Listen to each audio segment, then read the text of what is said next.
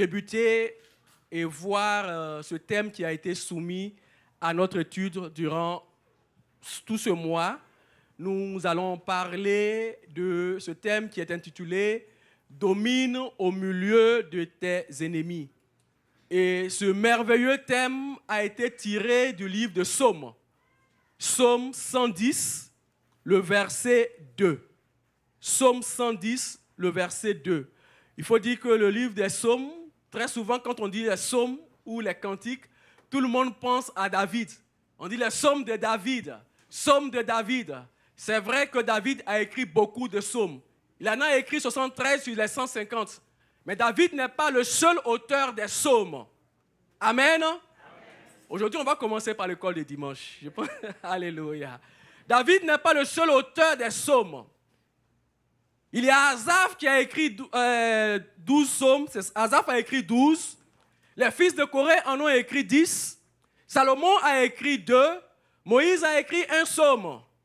Ethan en a écrit 1. Eman en a écrit 1. Il y a une cinquantaine de psaumes qui sont anonymes, dont on ne connaît pas les auteurs. Et le livre des psaumes se trouve dans un grand groupe de l'Ancien Testament qu'on appelle les livres poétiques. Alléluia. Les livres poétiques, qui sont au nombre de 5. Mais je ne demanderai pas à quelqu'un de me les citer ici. Parce qu'une fois, on a demandé à, je n'aimerais pas indexer les choristes. Dans une de nos églises, on a demandé à un guitariste, il y avait combien d'évangiles? Et le nombre d'évangiles qu'il nous a dit a scandalisé toute l'église. Alléluia. Donc, avec nos téléphones, comme je le dis, je me suis rendu compte que je commençais à perdre le fil des livres. Comment est-ce que les livres étaient paginés? Je cherchais un petit prophète. Et là, j'ai commencé à chercher. Le temps que je trouve, on avait fini de faire la lecture ici. Depuis ce temps, je dis, attention, il faut que je retourne à la Bible en papier. Alléluia. Celui qui a sa Bible en papier verra au moins dans la partie lexique les livres poétiques. Alléluia.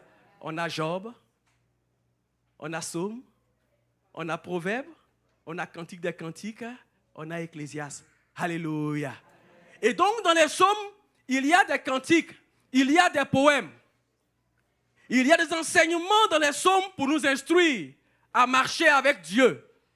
Mais dans le livre des psaumes bien-aimés, il y avait aussi des prophéties. Il y avait des paroles prophétiques, comme ce passage que nous allons lire maintenant. Psaume 110, le verset 2.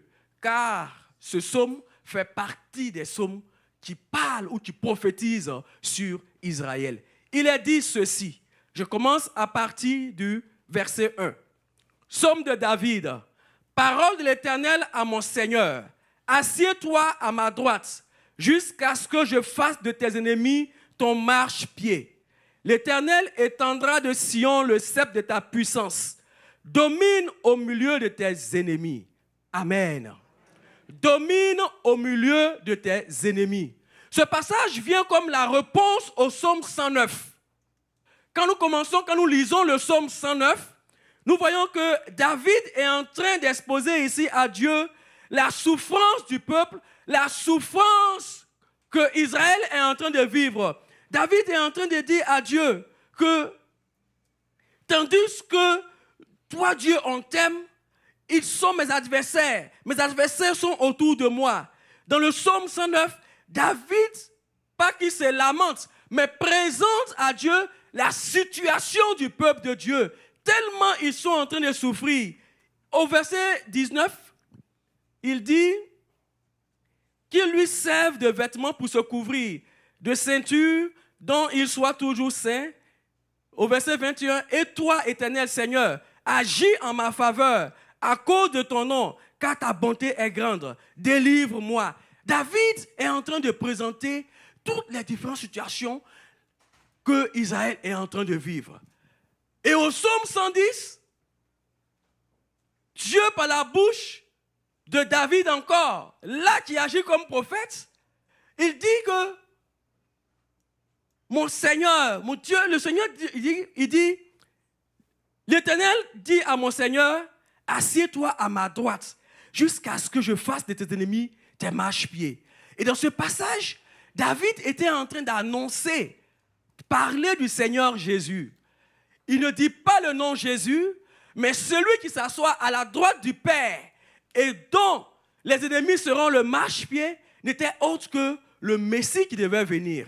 David était en train de dire à Israël, Israël, il va arriver un moment où quelqu'un viendra, où un roi viendra, il viendra nous délivrer et nos ennemis seront son marchepied. Alléluia, alléluia. Et donc, David, en train d'annoncer cela à Israël, et nous verrons que ce passage sera repris à plusieurs reprises même dans le Nouveau Testament.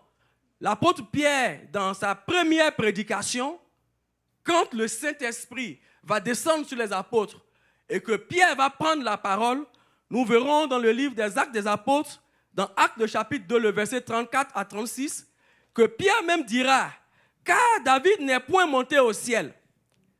Mais il dit lui-même, le Seigneur a dit à mon Seigneur, assieds-toi à ma droite jusqu'à ce que je fasse de tes ennemis ton marchepied. Que toute la maison d'Israël sache donc avec certitude que Dieu a fait Seigneur et Christ, ce Jésus que vous avez crucifié. Alléluia.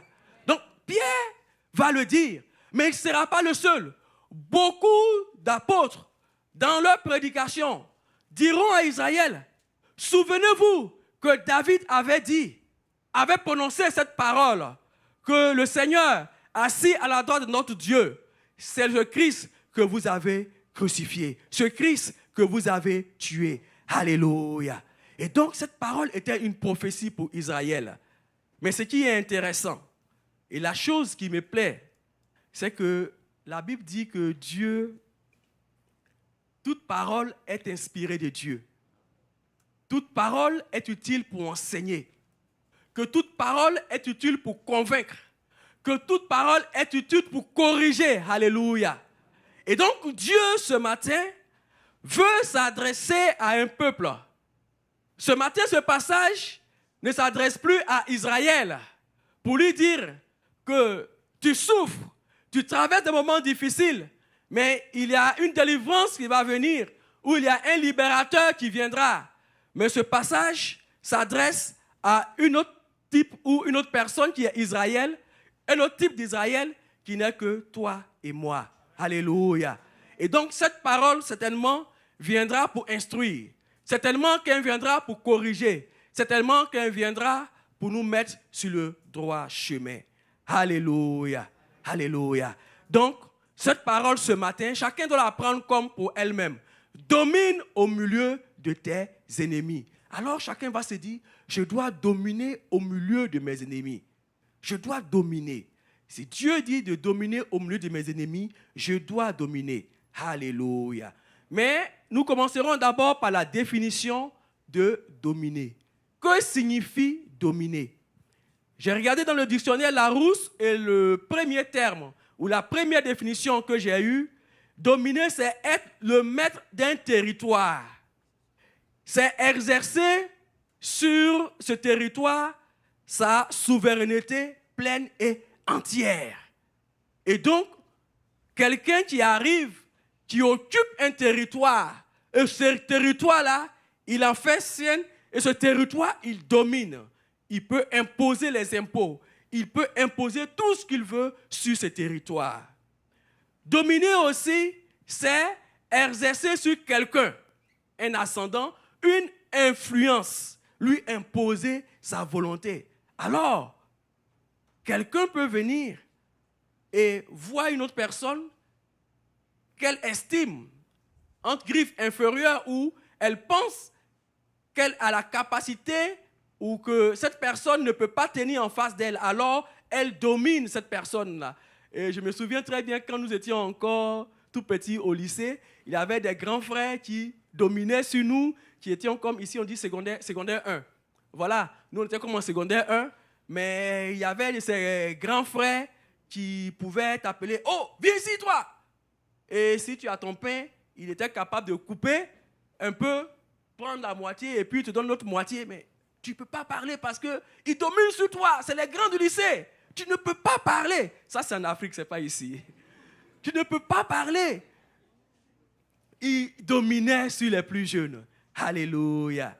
Dominer encore, une troisième définition, c'est surclasser un concurrent, un adversaire. Alléluia. Dominer, enfin, c'est maîtriser un sentiment. Contrôler un sentiment tel que la colère. C'est pourquoi Dieu pouvait dire à Caïn, Caïn, pourquoi ton visage est si triste? Le péché est devant ta porte. Mais toi, domine sur lui. Mais toi, maîtrise-le. Alléluia. On peut donc dominer la colère. On peut donc dominer beaucoup de choses. Alléluia. Et donc, ce matin, nous voyons aussi que cette domination, dans le livre de la Genèse 2 déjà, nous voyons que Dieu avait dit à l'homme, en créant l'homme, Dieu a donné le pouvoir à l'homme de dominer sur toutes choses. Et donc l'homme, dans le jardin d'Éden déjà, avait cette capacité de dominer sur tous les êtres. C'est pourquoi l'homme étant assis, Dieu permet que les animaux viennent se présenter à l'homme et que chacun vienne prendre son nom. Alléluia. L'homme est assis, un peu comme Noé était assis, et que les animaux sont venus vers lui pour entrer dans l'arche. L'homme est assis et tous les animaux défilent et ils viennent vers l'homme. Et l'homme avait cette autorité. L'homme avait ce pouvoir de dire que toi, tu es un lion, ok. Toi, tu es une guenon, ok, j'accepte, je m'en vais. Toi, tu es un lézard, ok, j'accepte, je m'en vais. L'homme avait ce pouvoir. Mais l'homme va perdre ce pouvoir avec le péché. Avec le péché, l'homme ne pourra plus dominer sur ce que Dieu lui a donné.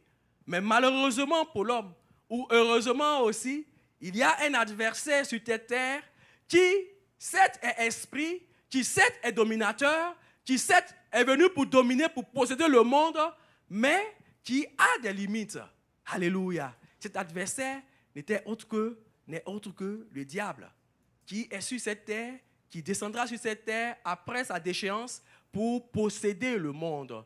Alors, si l'homme abandonne ce que Dieu lui a donné comme autorité, si l'homme laisse tomber l'autorité, si l'homme pêche contre Dieu et qu'il perd son autorité, alors celui qui n'avait pas droit d'autorité commence à régner à la place de l'homme. Ainsi, l'ennemi commence à régner. Il prend possession de l'homme. Il est supérieur à l'homme. Alors nous avons de la définition que dominer, c'est quoi? C'est un être qui est supérieur, quelqu'un qui prend une domination sur un ascendant. Alors, l'ennemi va commencer à dominer sur l'homme.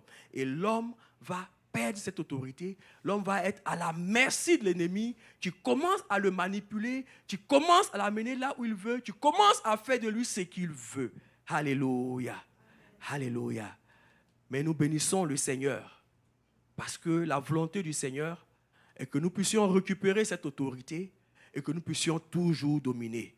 Si Dieu, malgré le péché de l'homme, si Dieu, malgré la colère ou la faiblesse de Caïn, a pu lui dire, Caïn, domine, maîtrise le péché, maîtrise ta colère, c'est que Dieu veut que nous maîtrisions beaucoup de choses. Alléluia. Alors nous verrons un premier point que j'ai appelé « Qui doit dominer ?» Qui doit dominer? Alors, celui qui doit dominer. Dans le livre de 1 Jean 4, le verset 17, il est dit « Tel il est, tel nous sommes aussi dans ce monde. C'est en cela que l'amour est parfait en nous, afin que nous ayons de l'assurance au jour du jugement. » Dans la traduction, Semeur. Tel il est, tel il nous sommes. L'apôtre Jean est en train d'exhorter le peuple. Il exhorte l'Église pour leur dire, tel nous sommes, tel Dieu est, tel nous sommes. Nous avons les mêmes caractéristiques que notre Dieu. D'ailleurs, Dieu pouvait dire à Moïse, devant Pharaon, il dit, Moïse, je te fais Dieu devant Pharaon. Et donc, si Dieu nous fait Dieu devant Pharaon, si Dieu nous fait Dieu sur cette terre, alors, il est donc important que si Dieu me fait Dieu devant l'ennemi, je puisse avoir les caractéristiques de mon Père. Alléluia. Il dit, tel il est, tel nous sommes. Si Dieu est amour, je suis amour. Si Dieu a le pouvoir, c'est que j'ai le pouvoir. Alléluia. Mais pourquoi est-ce que je n'arrive pas à exercer le pouvoir? Et même quand nous allons dans 1 Jean 3, 2, il a dit, mais bien-aimés, nous sommes maintenant les enfants de Dieu. Mais ce que nous serons n'est pas encore manifesté. Car nous savons que lorsque le Fils de Dieu sera apparu, nous lui serons semblables. Car nous le verrons tel qu'il est. Alléluia. Nous avons la nature d'un Père. Nous avons la nature de notre Père.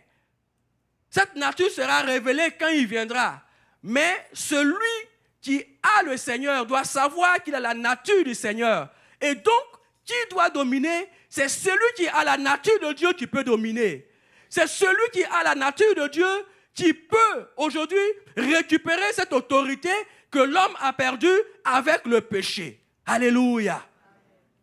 La Bible dit qu'à tous ceux qui l'ont reçu, la parole donne le pouvoir de devenir enfant de Dieu. Donc, pour avoir ce pouvoir, pour l'exercer, il faut être un enfant de Dieu. Seuls les enfants de Dieu, dans un monde troublé, seuls les enfants de Dieu, dans un monde où l'ennemi règne, peuvent dominer.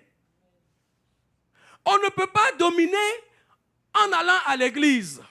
On ne peut pas dominer en allant faire de la théologie. On ne peut pas dominer en chantant, en faisant ce qu'on veut. Mais on domine si on est enfant de Dieu. J'avais un livre de l'école de dimanche dans lequel il y avait une histoire. L'histoire d'un bouc qui voulait devenir un lion. Le bouc dit au singe qui est son ami, regarde le lion. Le lion, c'est le roi de la forêt. Quand il rugit, tous les animaux se cachent. Alors, moi, je veux être un lion. Mais le singe lui dit, mon ami, tu es né bouc. Tu es un herbivore. Il dit, mais non, j'irai m'entraîner pour être fort comme un lion, parce que je veux aussi être le roi de la forêt. Et donc, le bouc qui va s'entraîner, il s'entraîne et un matin, il sort avec une démarche. Il marche comme un lion et il va voir son ami le singe. Il dit, regarde, je marche comme un lion. Il dit, oui, mais le lion, il mange de la chair, il est carnivore. Et le bouc, il retourne encore s'entraîner. Et quand il revient, cette fois-ci, il marche comme un lion, il rugit, et il dit à son ami le singe, tu vois, j'ai toutes les caractéristiques d'un lion. Je suis un lion. Et il lui dit, mais les lions vivent dans la savane. Ils ne vivent pas en ville. Il dit, oui, tu as raison. Alors, il prend une pancarte, il écrit, lion. Il accroche à son cou et il commence à marcher comme un lion. Et il rugit. Et là, quand il arrive dans la savane, il voit des lions qui sont couchés sur un arbre et il rugit. Et le lion qui se lève, qui dit, mais qui vient troubler mon sommeil? C'est qui ce mal dominant qui rentre dans mon... Mais attends. Et le lion aussi se lève et il vient vers lui. Et lui, le bouc qui dit, je suis un lion, il va à la rencontre du lion. Mais ce jour-là, il a été pris, frit et cuit. Alléluia. Il a été mangé, il a servi de repas.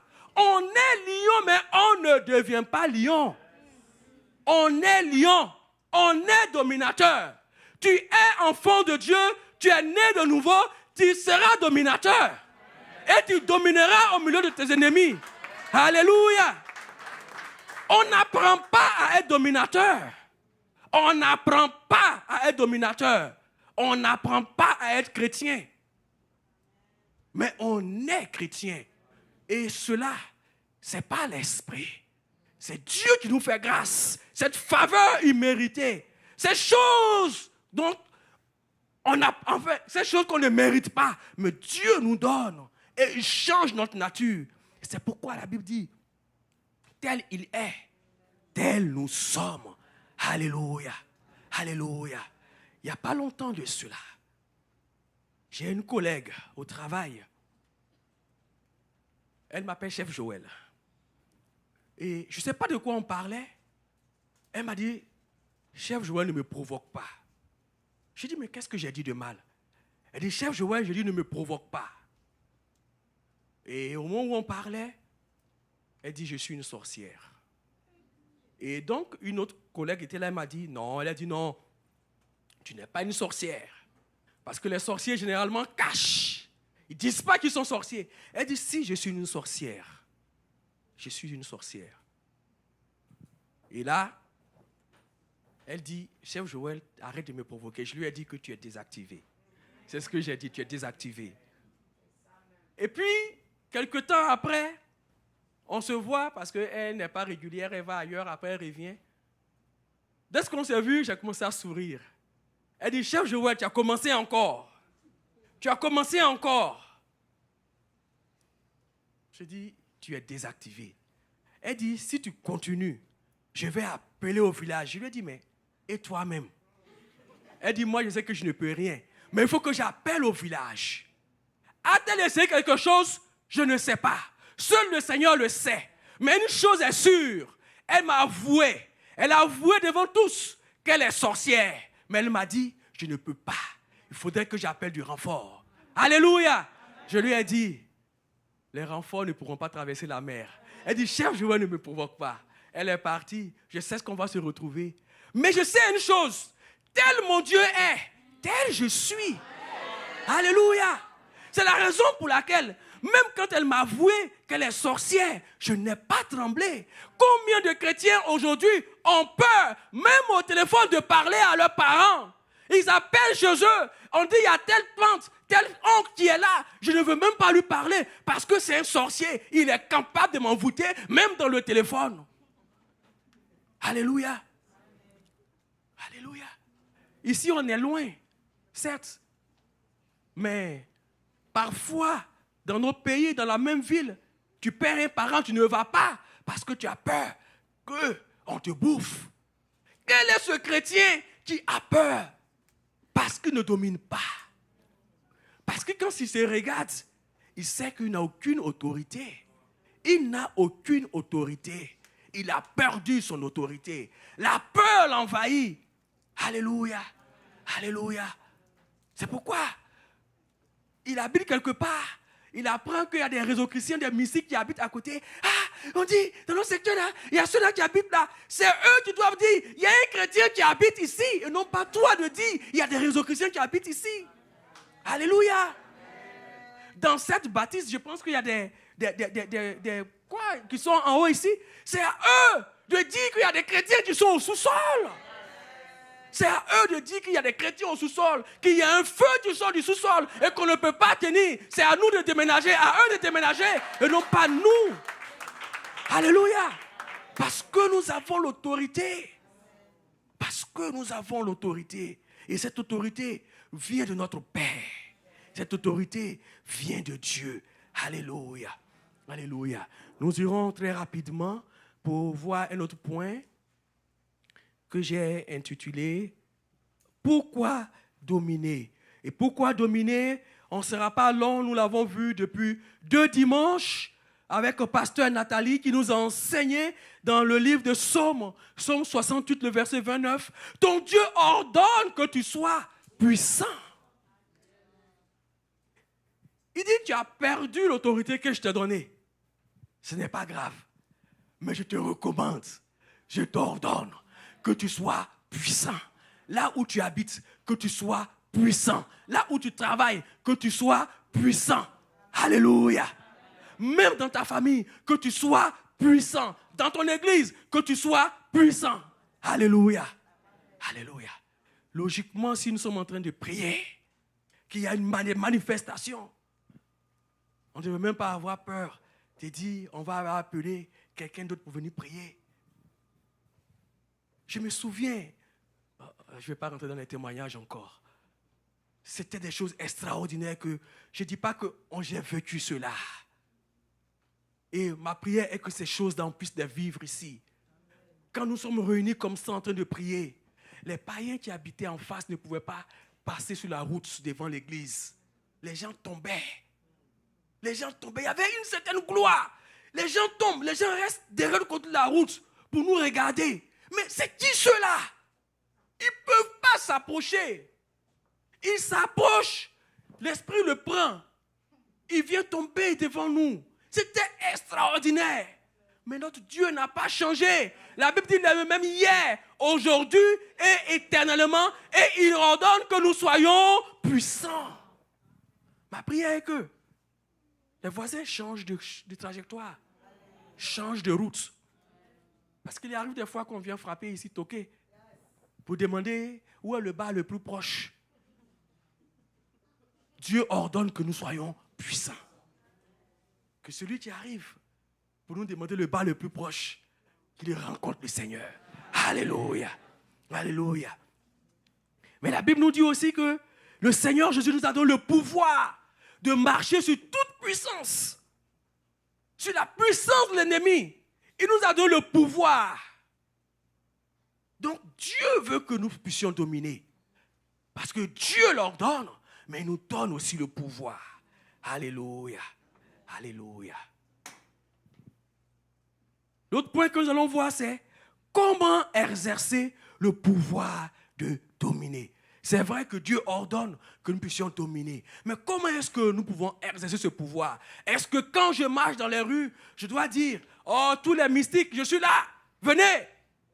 Est-ce que c'est comme ça que je dois exercer ce pouvoir? Dans le livre de 2 Samuel, nous verrons un peu la vie de David. Dans le livre de 2 Samuel 5, le verset 10, on se rend compte que David était en fuite et le roi Saül est mort. Et les hommes vont venir vers David pour dire à David, ah David, nous-mêmes on sait que quand du vivant de Saül, tu as été un roi. C'est vrai que Saül ne voulait pas, il était assis là. Aujourd'hui, il n'est plus. Regarde comment l'ennemi nous malmène. Comment on souffre avec nos ennemis. On est entouré de plein de personnes, de nations qui ne nous aiment pas. David, viens, tu vas venir prendre le trône. Là, je vous parle en terre à terre. Alléluia. Et donc, David vient. Et David regarde. Mais Jérusalem est occupée par les Jébusiens. La première des choses que David va faire, je l'ai intitulé « L'affermissement de l'homme intérieur ». David fait quoi? David se lève. Il va combattre. Il va chasser l'ennemi de Jérusalem. David s'assoit à Jérusalem. Il construit une forteresse à Jérusalem. Et on appelle Jérusalem la cité de David. Alléluia. Jérusalem, la ville sainte. Jérusalem qui est le symbole de notre vie ce matin. Peut-être que l'esprit est endormi. Peut-être que ta vie ou ton cœur est entre les mains d'un ennemi, d'une pensée qui te fatigue, de quelque chose qui te fatigue. Mais la première des choses à faire, c'est d'affermir l'homme intérieur en chassant cette pensée. Alléluia. La première des choses à faire, c'est d'affermir l'homme intérieur en disant à celui qui tient ton cœur, lâche mon cœur. Et donc David va s'installer d'abord à Jérusalem. Et là, il rétablit le culte. Alléluia. Il rétablit quoi? Le culte. Maintenant que tout le monde commence à adorer Dieu comme il se doit, la deuxième des choses que David fait, David se lève et il va maintenant attaquer les ennemis qui l'entourent. Alléluia. Alléluia. C'est un passage qui est un peu long, mais quand nous voyons dans 2 Samuel 8, le verset 1 à 13, la Bible dit que David se lève. Et David commence à combattre. Et il combat ennemi par ennemi, pays, nation par nation, jusqu'à ce que David règne. Mais on va aller très très rapidement. Je pense que je ne l'avais pas mis ici. 2 Samuel 8. Je vais faire une lecture très rapide. Il est dit ceci. Lorsque...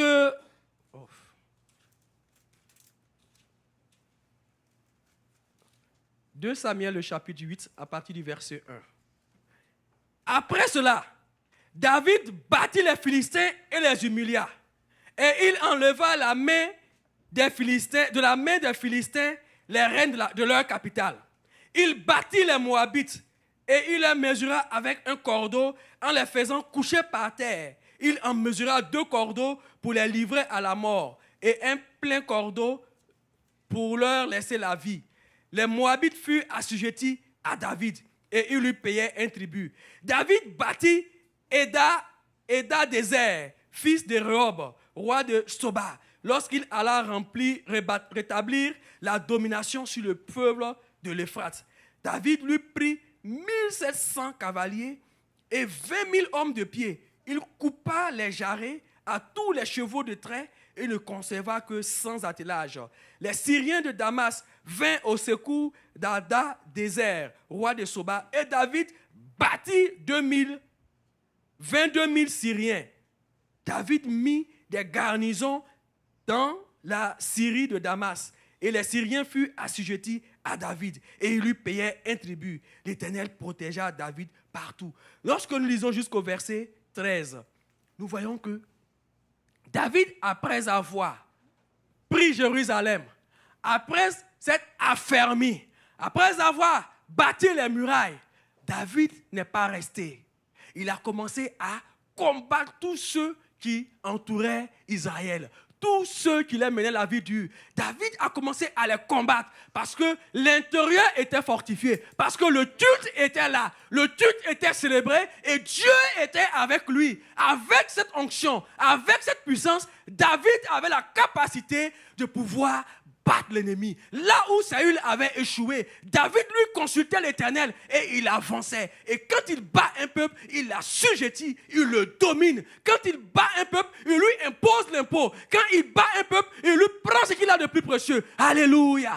Au point où, quand nous allons au verset 13, il y a un roi qui a entendu que David a battu une nation. Il est venu avec de l'or. Dit à David, David, tiens de l'or, mais moi je veux être en paix avec toi. Et David va consacrer cet or à l'Éternel. Alléluia.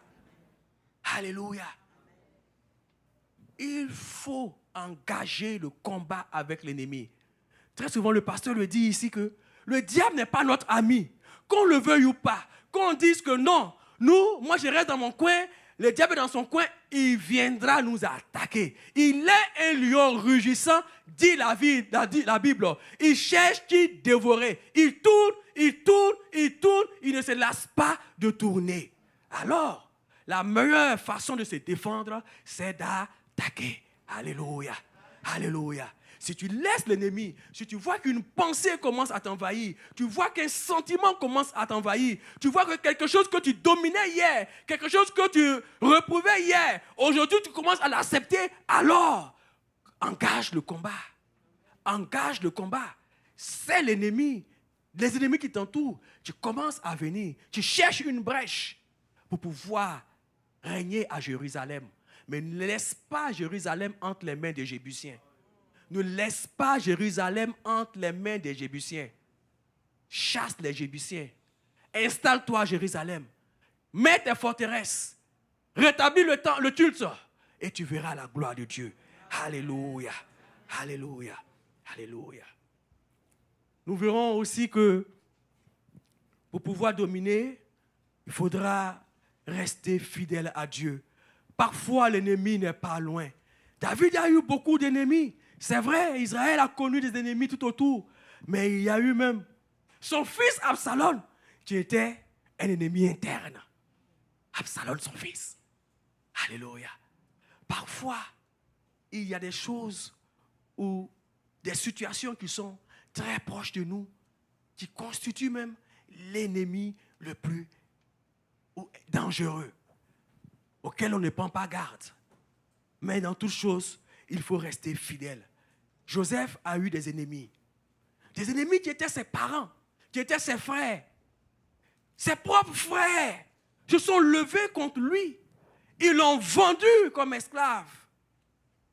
Mais dans toutes ces situations, durant toutes ces années, Joseph est resté fidèle à Dieu jusqu'à ce qu'il arrive à dominer sur ses frères. Parce que Dieu avait dit à Joseph, dès son enfance, qu'il allait dominer sur ses frères. Alléluia. Il avait été dit que Joseph serait leur chef, que Joseph serait celui qui allait dominer sur eux. Qu'ils soient les aînés, que Ruben soit là, Tu es l'aîné, ce n'est pas grave. C'est Joseph qui va dominer sur toi. Alléluia. Alléluia. Et donc, il est donc important que nous puissions être fidèles à Dieu. Si nous voulons dominer, si nous voulons avoir de la domination, nous devons rester fidèles à Dieu. Alléluia. Alléluia.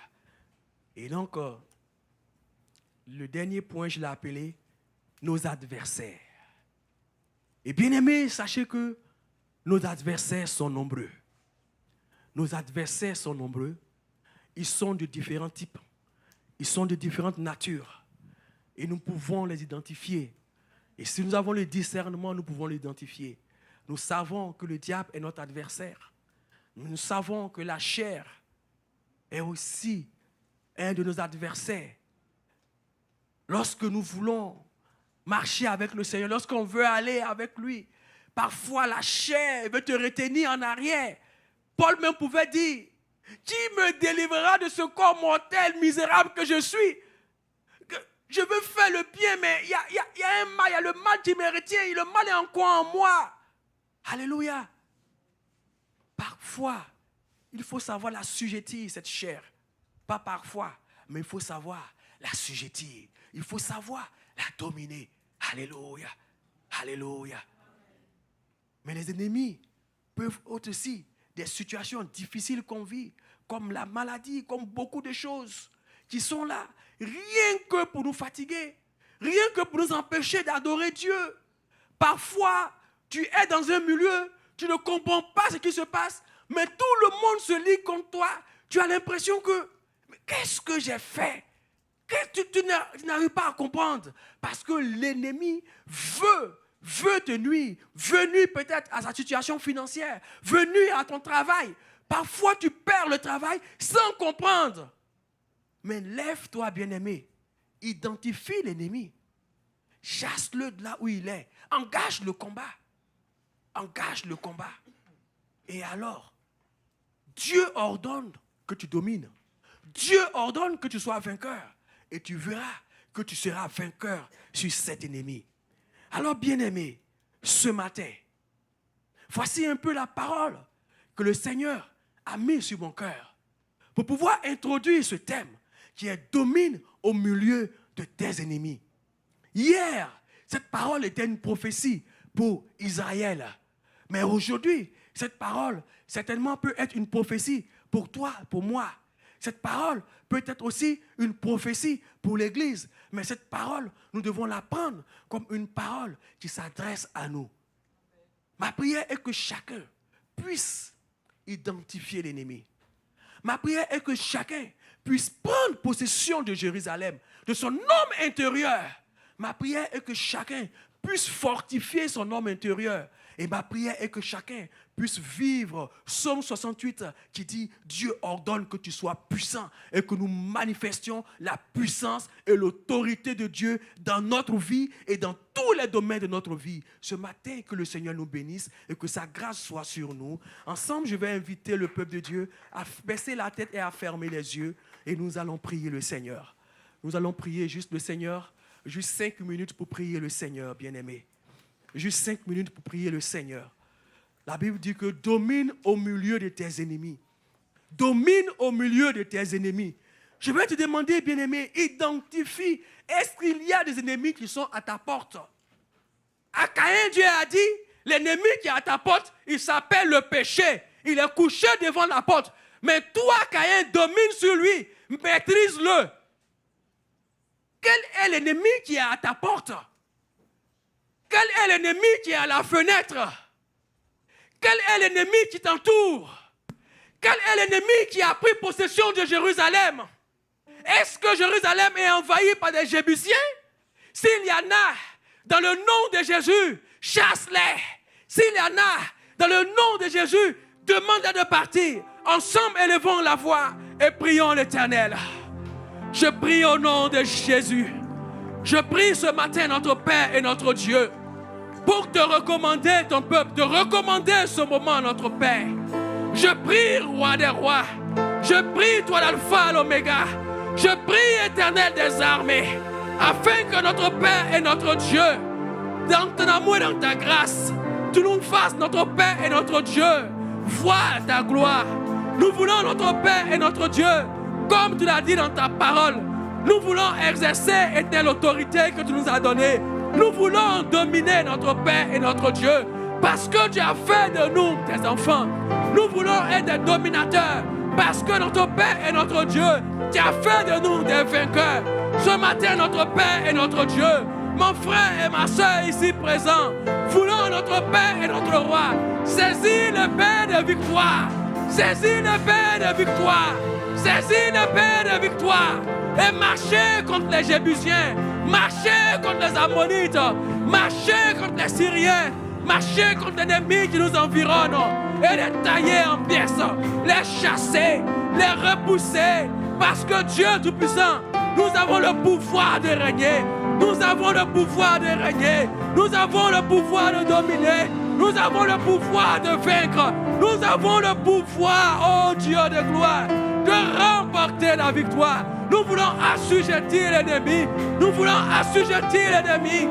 Dans le nom de Jésus, donne la capacité à mon frère, donne la capacité à ma soeur d'assujettir l'ennemi. D'assujettir l'ennemi. Oh Dieu, oh Dieu, Dieu vivant, nous te prions ce matin. Là où il y avait la faiblesse, là où il y avait la peur, là où il y avait la crainte, oh Dieu, que ta grâce et l'accompagne mon frère, que la force revienne, que le courage revienne, dans le nom de Jésus, dans le nom de Jésus, que le courage revienne, dans le nom de Jésus, éternel, éternel, nous voulons notre Père et notre Dieu, que notre vie soit une menace pour l'ennemi. Nous voulons notre Dieu, que notre vie soit un danger pour l'ennemi. Nous voulons notre Père et notre Dieu, que notre vie soit, ô Père Tout-Puissant, une menace pour le dévoreur, une menace pour le dévoreur. C'est pourquoi ce matin je prie, au nom de Jésus, au nom de Jésus, les ténèbres ne régneront pas toujours, les ténèbres ne régneront pas toujours, l'ennemi ne dominera pas. Je mets fin au règne de l'ennemi. Si un frère, une soeur était sous l'emprise de l'ennemi, au nom de Jésus, je mets fin à son règne. Je mets fin à son règne. Je mets fin à son règne. Dans le nom de Jésus. Dans le nom de Jésus. Dans le nom de Jésus. Éternel, éternel, nous t'invoquons ce matin. Éternel, nous t'implorons ce matin. Dans le puissant nom de Jésus-Christ de Nazareth, éternel, éternel, nous voulons dominer, nous voulons régner et nous saisir et récupérer cette autorité que tu nous as donnée, que tu nous as donnée. Merci mon Père, merci mon Dieu, merci mon Roi, merci le rocher des âges, merci le Dieu 3 fois saint, au nom de